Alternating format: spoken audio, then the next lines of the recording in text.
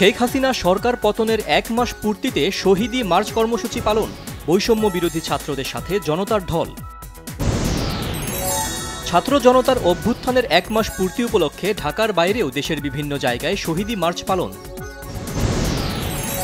পুর নির্বাচন কমিশনের পদত্যাগ, তত্ত্বাবধায়ক সরকারের অধীনে হলে ভোট সুষ্ঠু হবে, উপলব্ধি সিইসি কাজী হাবিবুল আওয়ালের।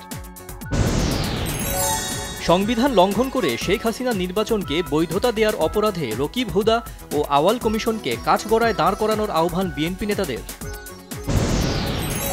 বৈষম্য বিরোধী আন্দোলনে হতাহতদের তালিকা প্রস্তুত, দূর দূরান্তে নেয়া লাশের তথ্য সংগ্রহ চলছে, প্রধান উপদেষ্টা প্রফেসর ডক্টর মোহাম্মদ ইউনূস। জাতীয় জিন ব্যাংক ব্যবস্থাপনা নীতিমালা ২০২৪-এর খসড়ার অনুমোদন উপদেষ্টা পরিষদে, জেনেটিক রিসোর্সের নীতিমালার খসড়া অনুমোদন। সশস্ত্র বাহিনী বিভাগ পরিদর্শন করলেন প্রধান উপদেষ্টা ডক্টর মোহাম্মদ ইউনূস। রাজনৈতিক কারণসহ নানা অজুহাতে চাকরিচ্যুত ৪৫০ সশস্ত্র বাহিনীর সদস্যদের পুনর্বহালের দাবি। বাংলাদেশকে করদ রাজ্য বানাতে পরিকল্পিতভাবে বিডিআর বিদ্রোহের নামে ৫৭ সেনা কর্মকর্তা হত্যা, বলেছেন সেনা তদন্ত কমিটির সদস্য অবসরপ্রাপ্ত মেজর জেনারেল আব্দুল মতিন। অর্থ খাতে অনেক কাজ এখন দৃশ্যমান, নিত্যপণ্যের দাম কমে আসবে, বলেছেন অর্থ বাণিজ্য উপদেষ্টা ডক্টর সালেহ উদ্দিন আহমেদ। পরিচয় নিশ্চিতে হারিস চৌধুরীর মরদেহ কবর থেকে তুলে ডিএনএ পরীক্ষার নির্দেশ দিয়েছেন হাইকোর্ট। কঠোর নিরাপত্তায় আশুলিয়ায় গার্মেন্টসে কাজ শুরুর মধ্যেই কয়েকটি কারখানায় আকস্মিক হামলা, ভাঙচুর।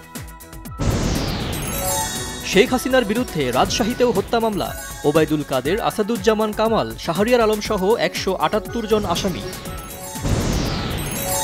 ফেনীর সোনাগাজীতে বন্যার্তদের পুনর্বাসনে ঘর নির্মাণে কয়েকটি পরিবারকে সহায়তা করেছে বাংলা ভিশন পরিবার।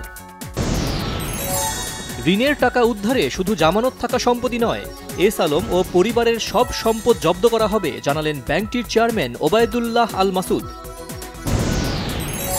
পশ্চিম তীরে এক কিশোরকে নৃশংস কায়দায় হত্যার অভিযোগ উঠেছে ইসরায়েলি বাহিনীর বিরুদ্ধে। যুক্তরাষ্ট্রের একটি হাই স্কুলে বন্দুক হামলায় শিক্ষক শিক্ষার্থী সহ অন্তত ৪ জন নিহত, আহত ৯ জন। পাকিস্তানের বিপক্ষে টেস্ট সিরিজ জয় বাংলাদেশের ইতিহাসের সবচেয়ে বড় অর্জন।